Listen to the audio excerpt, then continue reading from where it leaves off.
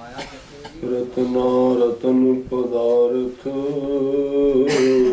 बहु सागर भरिया राम।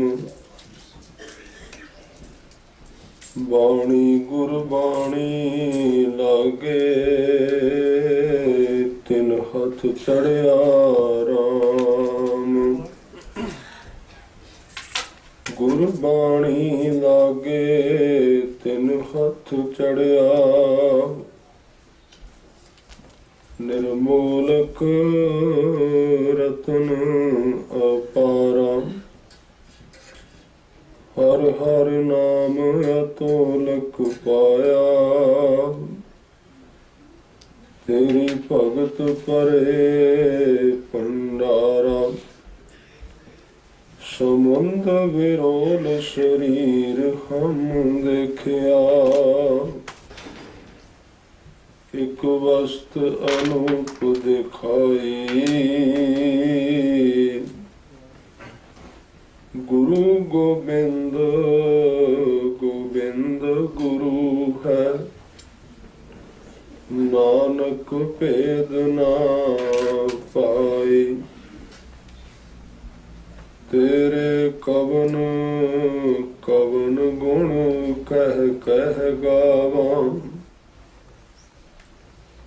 तू साहिब गुणी निदाना।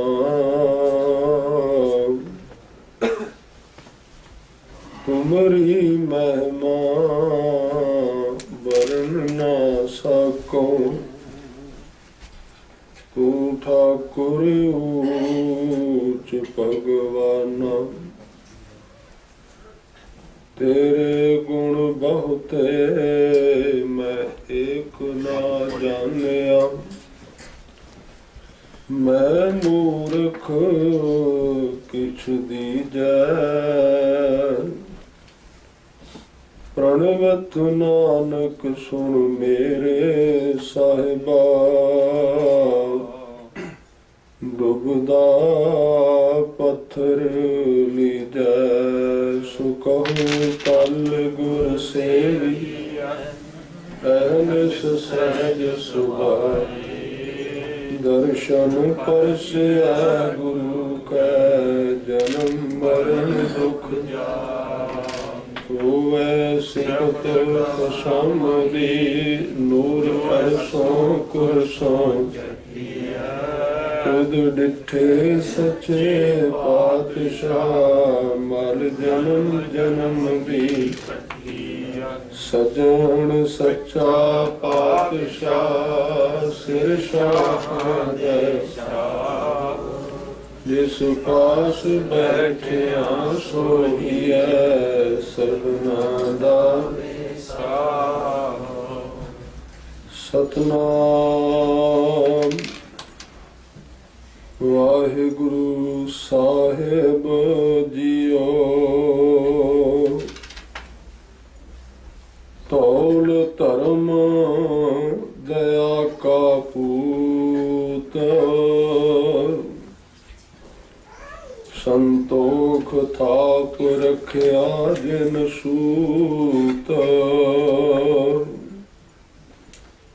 तौल धर्म दया का पूत। संतोख थाप रखिया जिन सूत। जे को बुझै होवै सचियार। तवलै ऊपर के तापार। धरती होर परै होर होर। तिस ते भार तलै कवन जोर। जी जात रंगा के नाम। सबना लिखिया बुढ़ी कलाम। एहो लेखा लिख जाने कोए। ਲੇਖਾ ਲਿਖਿਆ ਕੇਤਾ ਹੋਏ, ਕੇਤਾ ਤਾਣ ਸੁਆਲੇ ਹੋ ਰੂਪ, ਕੇਤੀ ਦਾਤ ਜਾਣੈ ਕੌਣ ਕੂਤ, ਕੀਤਾ ਪਸਾਹੋ ਏਕੋ ਕਵਾਉ, ਤਿਸ ਤੇ ਹੋਏ ਲਖ ਦਰਿਆਉ, ਕੁਦਰਤ ਕਵਣ ਕਹਾ ਵਿਚਾਰ, ਵਾਰਿਆ ਨਾ ਜਾਵਾਂ ਏਕ ਵਾਰ, ਜੋ ਤੁਧ ਭਾਵੈ ਸਾਈ ਭਲੀ ਕਾਰ, ਤੂੰ ਸਦਾ ਸਲਾਮਤ ਨਿਰੰਕਾਰ, ਜੋ ਤੁਧ ਭਾਵੈ ਸਾਈ ਭਲੀ ਕਾਰ, ਤੂੰ ਸਦਾ ਸਲਾਮਤ ਨਿਰੰਕਾਰ। ਵਾਹਿਗੁਰੂ ਜੀ ਕਾ ਖਾਲਸਾ, ਵਾਹਿਗੁਰੂ ਜੀ ਕੀ ਫਤਿਹ। ਸੱਚੇ ਪਾਤਸ਼ਾਹ ਗਰੀਬ ਨਵਾਜ ਸਤਿਗੁਰੂ ਸ਼੍ਰੀ ਗੁਰੂ ਗ੍ਰੰਥ ਸਾਹਿਬ ਮਹਾਰਾਜ ਤਿਨਾਂ ਦੀ ਪਾਵਨ ਗੋਦ ਵਿੱਚ ਜੁੜ ਬੈਠੇ ਗੁਰਮੁਖ ਪਿਆਰੇ ਸਤ ਸੰਗੀ ਜਨੋ, ਆਪ ਜੀ ਨੇ ਗੁਰੂ ਨਾਨਕ ਸਾਹਿਬ ਜੀ ਦੀ ਪਵਿੱਤਰ ਬਾਣੀ ਵਿੱਚੋਂ ਇਸ ਪੌੜੀ ਦੇ ਕੁਝ ਲਫ਼ਜ਼ ਸਰਵਣ ਕੀਤੇ ਨੇ। ਸਤਿਗੁਰੂ ਗੁਰੂ ਨਾਨਕ ਸਾਹਿਬ ਇਹਨਾਂ ਵਚਨਾਂ ਅੰਦਰ ਉਸ ਅਕਾਲ ਪੁਰਖ ਵਾਹਿਗੁਰੂ ਦੀ ਕਾਇਨਾਤ ਦੇ ਵਿੱਚ ਮੌਜੂਦਗੀ ਕੁਦਰਤ ਦੇ ਰਾਹੀਂ ਜੋ ਬਣੀ ਹੋਈ ਹੈ, ਉਸ ਦਾ ਵਖਿਆਨ ਕਰ ਰਹੇ ਨੇ।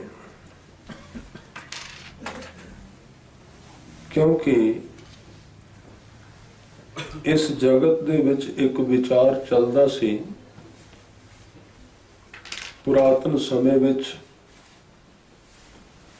ਕਿ ਇਸ ਧਰਤੀ ਨੂੰ ਕਿਸੇ ਬਲਦ ਨੇ ਆਪਣੇ ਸਿੰਗਾਂ ਤੇ ਚੁੱਕਿਆ ਹੋਇਆ। ਉਹ ਬਲਦ ਜਦੋਂ ਥੱਕ ਜਾਂਦਾ ਹੈ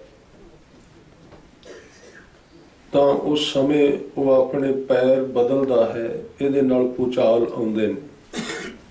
ਇਹ ਇੱਕ ਪੁਰਾਣਾ ਖਿਆਲ ਸੀ, ਪਰ ਸਤਿਗੁਰਾਂ ਨੇ ਉਸ ਵਕਤ ਆਪਣੀ ਅੱਖ ਨਾਲ ਦੇਖਿਆ। ਉਹਦੇ ਇੱਕ ਜੋ ਕੁਝ ਮੰਨਿਆ ਗਿਆ ਸੀ ਕਿ ਕੋਈ ਬਲਦ ਹੈ, ਉਹਦੀ ਵਿਆਖਿਆ ਕੀਤੀ ਨਵੇਂ ਤੌਰ ਤੇ। ਜਿਸ ਨੇ ਲਿਖਿਆ ਸੀ ਕਿ ਕਿਸੇ ਬਲਦ ਨੇ ਧਰਤੀ ਨੂੰ ਚੁੱਕਿਆ ਹੈ, ਉਹਨੇ ਕੋਈ ਇਸ਼ਾਰਾ ਕੀਤਾ ਸੀ, ਸੰਸਾਰ ਦੇ ਲੋਕ ਉਹਨੂੰ ਸਮਝ ਨਹੀਂ ਸਕੇ। ਗੁਰੂ ਸਾਹਿਬ ਨੇ ਆਪਣੀ ਦ੍ਰਿਸ਼ਟੀ ਨਾਲ ਵੇਖਿਆ, ਕਿਉਂਕਿ ਧਰਮ ਦੇ ਮਾਰਗ ਵਿੱਚ ਰਸਤੇ ਵਿੱਚ ਤੁਰਦਿਆਂ ਤੁਰਦਿਆਂ ਇਸ ਤਰ੍ਹਾਂ ਦੇ ਕੁਝ ਤਜਰਬੇ ਤੇ ਗਿਆਨ ਮਨੁੱਖ ਦੀ ਪਕੜ ਵਿੱਚ ਆਉਂਦੇ ਨੇ ਜਿਹੜੇ ਉਸ ਨੂੰ ਵੀ ਹੈਰਾਨ ਕਰ ਦਿੰਦੇ ਨੇ, ਔਰ ਜਗਤ ਵੀ ਹੈਰਾਨ ਹੋ ਜਾਂਦਾ ਹੈ। ਜਿਵੇਂ ਗੈਲੀਲੀਓ ਨੇ ਕਿਹਾ ਸੀ, ਧਰਤੀ ਉਹਦੇ ਤੋਂ ਪਹਿਲਾਂ ਖਿਆਲ ਸੀ ਈਸਾਈਅਤ ਦਾ ਕਿ ਧਰਤੀ ਖੜੀ ਹੋਈ ਹੈ, ਸੂਰਜ ਉਹਦੇ ਦੁਆਲੇ ਘੁੰਮਦਾ ਹੈ। ਇਹ ਯਹੂਦੀਆਂ ਨੇ ਈਸਾਈਆਂ ਨੇ ਮੰਨਿਆ ਸੀ, ਪਰ ਇਹ ਵਿਗਿਆਨਕ ਪੱਖ ਗਲਤ ਸੀ। ਉਹਨਾਂ ਦੇ ਵਿੱਚੋਂ ਹੀ ਇੱਕ ਵਿਗਿਆਨਕ ਪੈਦਾ ਹੋਇਆ, ਗੈਲੀਲੀਓ। ਉਹਨੇ ਵਿਗਿਆਨ ਦੇ ਰਾਹੀਂ ਦੇਖਿਆ ਕਿ ਇਹ ਤਾਂ ਵਿਚਾਰ ਗਲਤ ਹੈ, ਸੂਰਜ ਧਰਤੀ ਦੇ ਦੁਆਲੇ ਨਹੀਂ ਘੁੰਮਦਾ, ਧਰਤੀ ਸੂਰਜ ਦੇ ਦੁਆਲੇ ਘੁੰਮ ਰਹੀ ਹੈ। ਫਿਰ ਉਹਨੇ ਜਦੋਂ ਐਲਾਨ ਕੀਤਾ ਤੇ ਕੁਦਰਤੀ ਤੌਰ ਤੇ ਲੱਖਾਂ ਲੋਕਾਂ ਦੀ ਸ਼ਰਧਾ ਟੁੱਟਦੀ ਸੀ। ਉਹ ਬਣੀ ਹੋਈ ਸੀ ਇਸ ਗੱਲ ਤੇ ਕਿ ਬਾਈਬਲ ਵਿੱਚ ਲਿਖਿਆ ਹੋਇਆ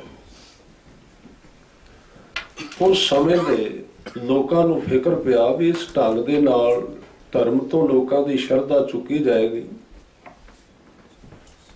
उन्होंने गैलीलियो नूं बुला के कहा भी तू जिहड़ा तेरा विचार है कि धरती सूरज दुआले घुमदी, इहनूं वापस करके ऐलान कर भी सूरज ही धरती दुआले घुमदा है।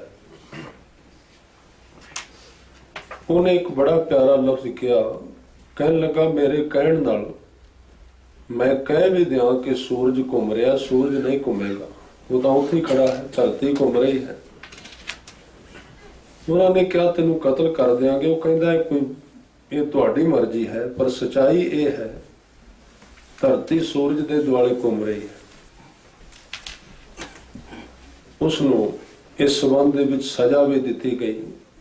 बाद विच ते विज्ञान ने सब कुछ सिद्ध कर दिता भी धरती सूरज के दुआले घूम रही है। गुरु ग्रंथ साहब सच्चे पातशाह जी ने कुछ बचन कहे ने,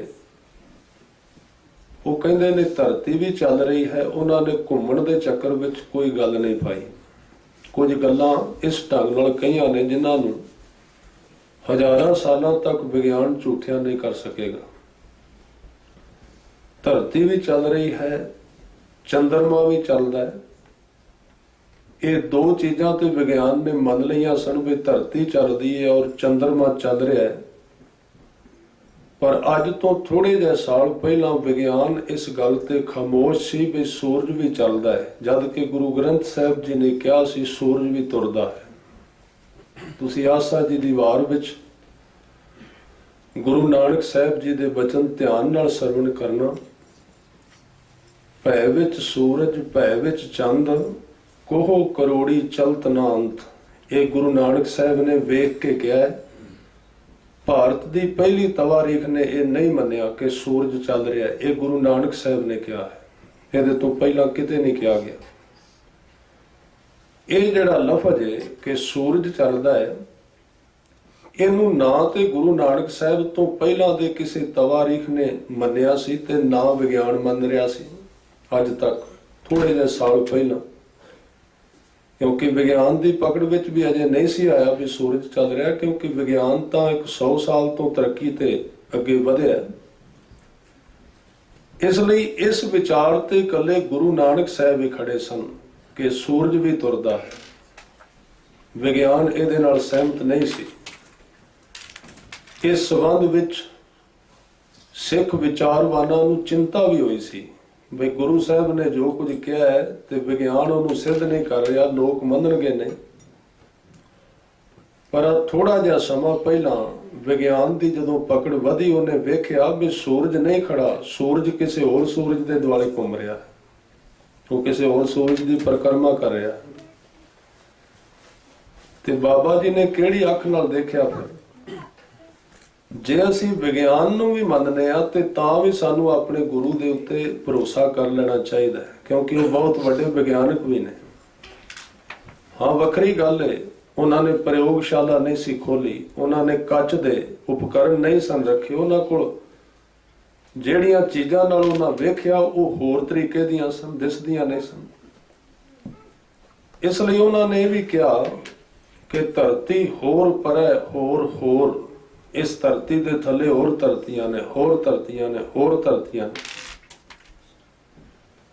सतगुरु होर कहते ने पाताला पाताल लख, आगाशां आगाश, कई आकाश ने, कई पाताल, कई चंद्रमा।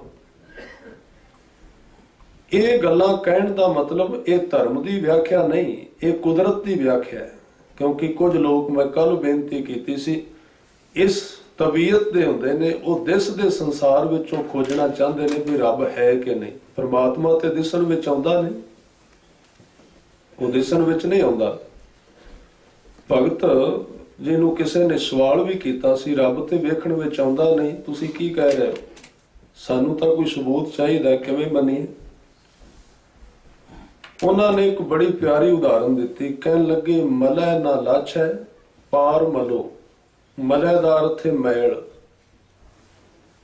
आ जिहड़ा शरीर है मैल दा बनिया होया है, इहदे विच रब रहिंदा है, इहदे विच मौजूद है। ते पुछण वाले ने कहा फिर वो मैला नहीं हुंदा? जदों मनुख ਕਾਮੀ ਹੁੰਦਾ ਹੈ, ਪਰਮਾਤਮਾ ਕਾਮੀ ਨਹੀਂ ਹੁੰਦਾ ਵਿੱਚ। ਜਦੋਂ ਮਨੁੱਖ ਨੂੰ ਕ੍ਰੋਧ ਆਉਂਦਾ ਹੈ, ਪਰਮਾਤਮਾ ਨੂੰ ਗੁੱਸਾ ਨਹੀਂ ਆਉਂਦਾ।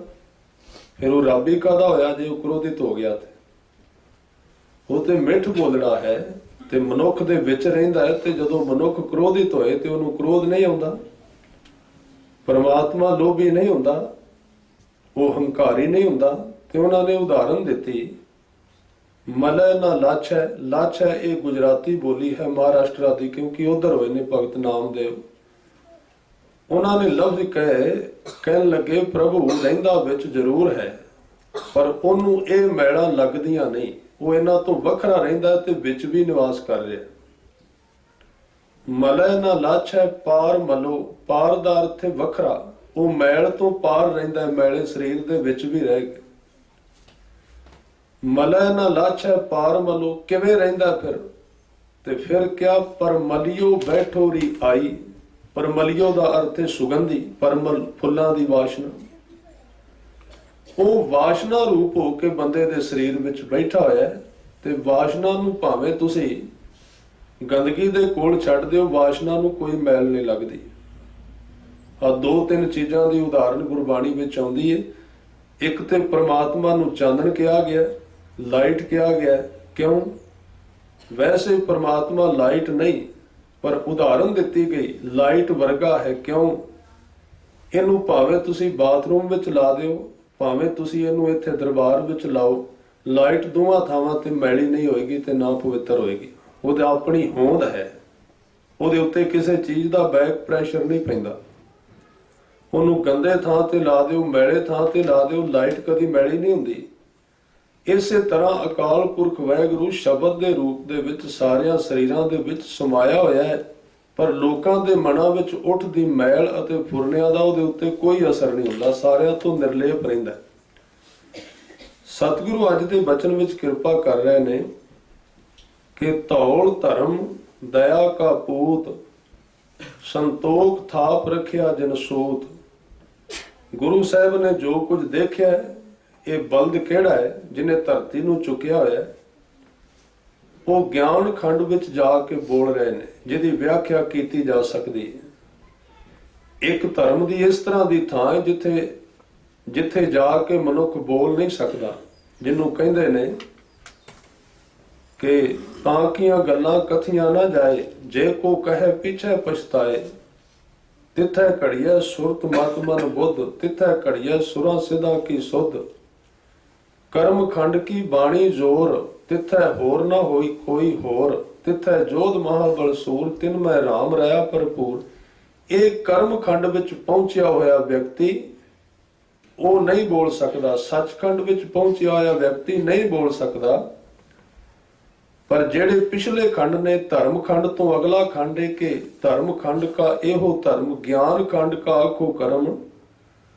ਉਹ ਗਿਆਨ ਖੰਡ ਦੇ ਵਿੱਚ ਬੰਦੇ ਦੇ ਸਾਹਮਣੇ ਇੱਕਦਮ ਇਸ ਤਰ੍ਹਾਂ ਦੀ ਦੁਨੀਆ ਆ ਜਾਂਦੀ ਜਿਹਨੂੰ ਬੋਲਿਆ ਜਾ ਸਕਦਾ, ਜੋ ਦਿਸਦੀ ਹੈ, ਜੋ ਵੇਖਣ ਵਿੱਚ ਆ ਜਾਂਦੀ ਹੈ। ਗਿਆਨ ਖੰਡ ਕਾ ਆਖੋ ਕਰਮ। ਗੁਰੂ ਸਾਹਿਬ ਜਦੋਂ ਗਿਆਨ ਖੰਡ ਵਿੱਚੋਂ ਬੋਲਦੇ ਨੇ ਤੇ ਉਦੋਂ ਕਹਿੰਦੇ ਆ, ਸੰਸਾਰ ਦੇ ਲੋਗੋ, ਇੱਥੇ ਕਈ ਹਵਾਵਾਂ ਨੇ, ਇੱਥੇ ਕਈ ਅਗਨੀਆਂ ਨੇ, ਇੱਥੇ ਕਈ ਆਕਾਸ਼ ਨੇ, ਇੱਥੇ ਕਈ ਪਾਤਾਲ ਨੇ, ਕੇਤੇ ਪਵਨ ਪਾਣੀ ਬੈਸੰਤਰ, ਕਿੰਨੀ ਤਰ੍ਹਾਂ ਦੇ ਨੇ, ਕੋਈ ਅੰਤ ਨਹੀਂ ਲੱਭ ਰਿਹਾ। ਇਹ ਗਿਆਨ ਖੰਡ ਵਿੱਚੋਂ ਬੋਲ ਰਹੇ ਨੇ। ਗਿਆਨ ਖੰਡ ਨੂੰ ਵੇਖ ਕੇ, ਕਿਉਂਕਿ ਮੈਂ ਇੱਕ ਦਿਨ ਅੱਗੇ ਵੀ ਬੇਨਤੀ ਕੀਤੀ ਸੀ, ਰਾਤ ਨੂੰ ਜਦੋਂ ਸਾਨੂੰ ਸੁਪਨਾ ਹੁੰਦਾ ਹੈ ਤੇ ਉਹ ਇੱਕ ਦੁਨੀਆ ਹੁੰਦੀ ਹੈ। ਸੁਪਨੇ ਵਿੱਚ ਅਸੀਂ ਕਈਆਂ ਨੂੰ ਮਿਲਦੇ ਹਾਂ, ਕਈਆਂ ਨੂੰ ਦੇਖਦੇ ਹਾਂ, ਤੇ ਸੁਪਨੇ ਵਿੱਚੋਂ ਜਦੋਂ ਕੋਈ ਜਾਗ ਪਏ ਇੱਕਦਮ, ਤੇ ਜਾਗਦਿਆਂ ਸਾਰ ਆਹ ਸੰਸਾਰ ਸਾਹਮਣੇ ਆ ਜਾਂਦਾ ਹੈ, ਆ ਜਿਹੜਾ ਹੁਣ ਅਸੀਂ ਵੇਖ ਰਹੇ ਹਾਂ। ਤੇ ਜਿਉਂ ਹੀ ਉਹ ਸੁਪਨਾ ਟੁੱਟਦਾ, ਜਾਗ ਆਉਂਦੀ ਏ, ਆਹ ਸੰਸਾਰ ਦਿਸਣ ਲੱਗ ਪੈਂਦਾ ਤੇ ਪਿਛਲਾ ਗਾਇਬ ਹੋ ਜਾਂਦਾ ਹੈ ਜਿਹੜਾ ਸੁਪਨੇ ਵਿੱਚ ਦਿਸ ਰਿਹਾ ਸੀ। ਸੁਪਨੇ ਵਿੱਚ ਦਿਸਦਾ ਸੰਸਾਰ ਜਾਗ ਆਉਣ ਨਾਲ ਟੁੱਟ ਜਾਂਦਾ ਹੈ, ਇੱਕਦਮ ਨਸ਼ਟ ਹੋ ਜਾਂਦਾ ਹੈ, ਆਹ ਸਾਹਮਣੇ ਆ ਜਾਂਦਾ ਹੈ। ਪਰ ਇਹ ਵੀ ਇੱਕ ਸੁਪਨਾ ਹੈ ਗੁਰਬਾਣੀ ਅਨੁਸਾਰ। ਜਿਉਂ ਸੁਪਨਾ ਅਰ ਪੇਖਣਾ ਐਸੇ ਜਗ ਕੋ ਜਾਣ। ਇਹ ਸੁਪਨਾ ਚੱਲ ਰਿਹਾ, ਜਿੰਨੀ ਕੁ ਸਾਡੀ ਉਮਰ ਹੋ ਗਈ ਹੈ ਉਹ ਸਾਨੂੰ ਪਤਾ ਹੈ ਸਾਰਿਆਂ ਨੂੰ। ਇੰਨੇ ਸਾਲ ਤੋਂ ਅਸੀਂ ਸੁਪਨਾ ਲੈ ਰਹੇ ਹਾਂ। ਕੋਈ 30 ਸਾਲ ਤੋਂ ਸੁਪਨੇ ਵਿੱਚ, ਕੋਈ 20 ਸਾਲ ਤੋਂ, ਕੋਈ 40 ਸਾਲ ਤੋਂ, ਕੋਈ 50 ਸਾਲ ਤੋਂ। ਇੰਨੇ ਇੰਨੇ ਲੰਬੇ ਸੁਪਨੇ ਵੀ ਆਉਂਦੇ ਨੇ ਮਨੁੱਖ ਨੂੰ, 50-50 ਸਾਲਾਂ ਦੇ ਸੁਪਨੇ, 2-2 ਮਿੰਟ, 1 ਮਿੰਟ, 4-5 ਮਿੰਟ ਦਾ ਸੁਪਨਾ ਵੀ ਆਉਂਦਾ ਹੈ। ਪਰ ਇਹ ਇੱਕ ਲੰਬਾ ਸੁਪਨਾ ਹੋ ਗਿਆ, ਕਈ ਸਾਲਾਂ ਤੋਂ ਆ ਰਿਹਾ ਹੈ। ਔਰ ਇਸ ਸੁਪਨੇ ਨੂੰ ਅਸੀਂ, ਕਿਉਂਕਿ ਰਾਤ ਵਾਲੇ ਨੂੰ ਵੀ ਜਦੋਂ ਮਨੁੱਖ ਵੇਖਦਾ ਹੈ ਉਹ ਸੱਚ ਮੰਨਦਾ ਹੈ, ਉਹ ਨਹੀਂ ਕਹੇਗਾ ਵੀ ਇਹ ਗਲਤ ਹੈ। ਉਹਦੇ ਵਿੱਚ ਜੇ ਤੁਸੀਂ ਵੇਖਿਆ ਹੋਣਾ, ਕਈ ਵਾਰੀ ਸੁਪਨੇ ਵਿੱਚ ਅਸੀਂ ਡਿੱਗ ਪਈਏ ਤੇ ਜਦੋਂ ਜਾਗ ਆਉਂਦੀ ਹੈ ਕਈ ਵਾਰੀ ਦਰਦ ਵੀ ਹੁੰਦੀ ਹੈ ਮਨੁੱਖ। ਸੁਪਨੇ ਵਿੱਚ ਵਿਅਕਤੀ ਡਰ ਜਾਏ ਤੇ ਜਦੋਂ ਉਹਨੂੰ ਜਾਗ ਆਉਂਦੀ ਹੈ ਉਹਦੀ ਧੜਕਣ ਵਧੀ ਹੁੰਦੀ ਹੈ, ਸਵਾਸ ਤੇਜ਼ ਚੱਲਦੇ ਹੁੰਦੇ ਨੇ, ਜਦ ਕਿ ਉੱਥੇ ਕੁਝ ਵੀ ਨਹੀਂ ਹੁੰਦਾ। ਇਸੇ ਤਰ੍ਹਾਂ ਰਾਤ ਦਾ ਸੁਪਨਾ ਉਦੋਂ ਟੁੱਟਦਾ ਹੈ ਜਦੋਂ ਮਨੁੱਖ ਨੂੰ ਸੁਪਨੇ ਦੇ ਵਿੱਚ ਕਿਤੇ ਸਮਝ ਆ ਜਾਏ ਵੀ ਇਹ ਸੁਪਨਾ ਹੈ, ਇੱਕਦਮ ਉਹ ਪਾਸੇ ਹੋ ਜਾਂਦਾ ਹੈ। ਇਹ ਜਿਹੜਾ ਇੰਨਾ ਲੰਮਾ ਸੁਪਨਾ ਹੈ ਨਾ, 50 ਸਾਲ, 40, 30, 20 ਦਾ, ਜਿੰਨੇ ਸਾਡੀ ਜ਼ਿੰਦਗੀ ਹੋ ਗਈ, ਜਿੱਦਣ ਬੰਦੇ ਨੂੰ ਇਹ ਸੁਪਨਾ ਦਿਸਣ ਲੱਗ ਪਏ ਗੁਰੂ ਦੀ ਕਿਰਪਾ ਨਾਲ, ਇਹ ਵੀ ਟੁੱਟ ਜਾਂਦਾ ਇੱਕਦਮ। ਜਿਵੇਂ ਰਾਤ ਵਾਲਾ ਟੁੱਟਿਆ, ਇਹ ਸਾਹਮਣੇ ਆ ਜਾਂਦਾ, ਮਨੁੱਖ ਕਹਿੰਦਾ ਉਹ ਝੂਠ ਸੀ, ਆ ਠੀਕ ਹੈ। ਇਸੇ ਤਰ੍ਹਾਂ ਜਿੱਦਣ ਗੁਰੂ ਕੇ ਸ਼ਬਦ ਦੀ ਆਵਾਜ਼ ਦੇ ਨਾਲ ਇੱਕਦਮ ਇਸ ਦੁਨੀਆ ਵਿੱਚੋਂ ਮਨੁੱਖ ਨੂੰ ਜਾਗ ਆਏ ਤੇ ਆ ਜੋ ਕੁਝ ਦਿਸਦਾ ਹੈ ਇੱਕਦਮ ਇਹ ਸੁਪਨੇ ਵਾਂਗੂ ਅਲੋਪ ਹੋ ਜਾਂਦਾ ਹੈ, ਦਿਸਦਾ ਹੋਇਆ ਸੰਸਾਰ, ਤੇ ਨਵਾਂ ਦਰਵਾਜ਼ਾ ਹੋਰ ਖੁੱਲ ਜਾਂਦਾ ਹੈ। ਉਹ ਚੌਥੀ ਦੁਨੀਆ, ਜਿਵੇਂ ਇੱਕ ਰਾਤ ਦੇ ਸੁਪਨੇ ਦੀ ਦੁਨੀਆ, ਇੱਕ ਫਿਰ ਆ ਪ੍ਰਗਟ ਦੁਨੀਆ। ਫਿਰ ਇਹ ਪ੍ਰਗਟ ਦੁਨੀਆ ਜਦੋਂ ਬੰਦ ਹੋ ਜਾਏ, ਜਦੋਂ ਜਾਗ ਆ ਜਾਏ ਇਹਦੇ ਵਿੱਚੋਂ ਬੰਦੇ ਨੂੰ, ਇਹਦੇ ਵਿੱਚ ਨੀਂਦ ਆਈ ਹੋਈ ਹੈ, ਨੈਨੋ ਨੀਂਦ ਪਰ ਦ੍ਰਿਸ਼ਟ ਵਿਕਾਰ, ਸਰਵਣ ਸੋਏ ਸੁਣ ਨਿੰਦ ਵਿਚਾਰ, ਰਸਨਾ ਸੋਈ ਲੋਭ ਮਿੱਠੇ ਸਾਧ, ਮਨ ਸੋਇਆ ਮਾਇਆ ਬਿਸਮਾਦ, ਇਸ ਗ੍ਰਹਿ ਮੈਂ ਕੋਈ ਜਾਗਤ ਰਹਿ, ਸਾਬਤ ਵਸਤ ਆਪਣੀ ਓਲਾ ਹੈ। ਇੱਥੇ ਤਾਂ ਸਭ ਕੁਝ ਸੁੱਤਾ ਹੋਇਆ, ਰੇ ਨਰ ਉਥਾਰੇ ਦੱਬਿਆਂ ਸੁੱਤਿਆਂ ਗਈ ਵਿਹਾਈ। ਸੁੱਤਿਆਂ ਗੁਜ਼ਰਦੀ ਜਾ ਰਹੀ ਹੈ, ਸੁਪਨੇ ਵੇਖ ਰਹੇ हैं। ਇਹ ਸਭ ਗੁਰੂ ਕੀ ਬਾਣੀ ਦੇ ਅਨੁਸਾਰ ਸੁਪਨੇ ਵਿੱਚ ਚੱਲ ਰਿਹਾ। ਇਸ ਲਈ ਗੁਰੂ ਸਾਹਿਬ ਨੇ ਕਿਹਾ ਕਿ ਜਾਗ ਲਿਹੋ ਰੇ ਮਨਾ, ਜਾਗ ਲਿਹੋ। ਇਹ ਕਿਹੜੇ ਬੰਦੇ ਨੂੰ ਕਹਿ ਰਹੇ ਨੇ? ਕਿਸੇ ਸੁੱਤੇ ਹੋਏ ਨੂੰ ਨਹੀਂ, ਇਹ ਜਾਗਦੇ ਨੂੰ ਕਹਿ ਰਹੇ ਨੇ ਜਾਗ ਲਓ, ਕਿਉਂਕਿ ਸੁਣ ਤਾਂ ਹੋ ਰਿਹਾ ਹੈ ਨਾ। ਕਹਾਂ ਗਾਫਲ ਸੋਇਆ, ਜੋ ਤਨ ਉਪਜਿਆ ਸੰਗ ਹੀ, ਸੋ ਵੀ ਸੰਗ ਨਾ ਹੋਇਆ। ਜਦੋਂ ਇਹ ਸੁਪਨਾ ਜਿਹੜਾ 30, 40, 50 ਸਾਲਾਂ ਦਾ, ਜਿੱਦਣ ਗੁਰੂ ਦੀ ਕਿਰਪਾ ਨਾਲ ਇਹ ਟੁੱਟ ਜਾਏ, ਉਸ ਵਕਤ ਇਹ ਦੁਨੀਆ ਝੂਠੀ ਦਿਸਦੀ ਹੈ ਤੇ ਇੱਕ ਦੁਨੀਆ ਹੋਰ ਪਕੜ ਵਿੱਚ ਆ ਜਾਂਦੀ, ਜਿਹਨੂੰ ਕਹਿੰਦੇ ਨੇ ਗਿਆਨ ਖੰਡ।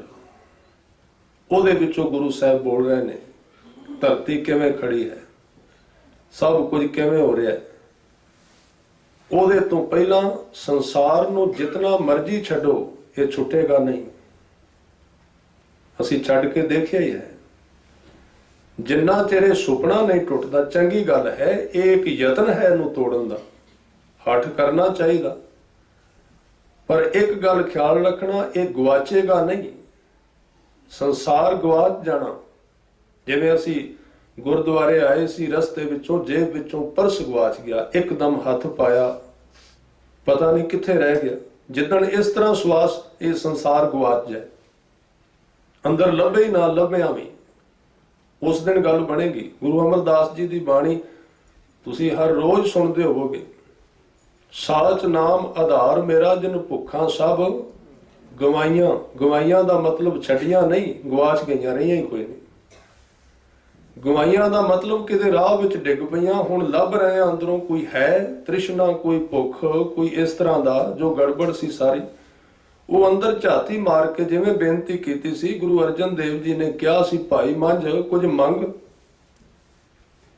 ਦੱਸ ਤੈਨੂੰ ਕੀ ਚਾਹੀਦਾ। ਤੇ ਭਾਈ ਮੰਝ 1, 2, 3 ਮਿੰਟ ਵਾਸਤੇ ਅੱਖਾਂ ਨੀਵੀਆਂ ਕਰਕੇ ਝਾਕਦੇ ਰਹੇ ਅੰਦਰੋਂ, ਜਿਵੇਂ ਕੋਈ ਚੀਜ਼ ਬੰਦਾ ਲੱਭਦਾ ਹੁੰਦਾ। ਜਿਵੇਂ ਕਿਸੇ ਨੂੰ ਕਹੀਏ, ਉਹ ਤੂੰ ਆਪਣੀ ਐਪਲੀਕੇਸ਼ਨ ਲਿਆ ਕੇ ਦੇ ਮੈਨੂੰ, ਜਿਹਦੇ ਤੇ ਤੂੰ ਬਹੁਤ ਕੁਝ ਲਿਖਿਆ ਸੀ, ਉਹ ਮੈਨੂੰ ਦਿਖਾ।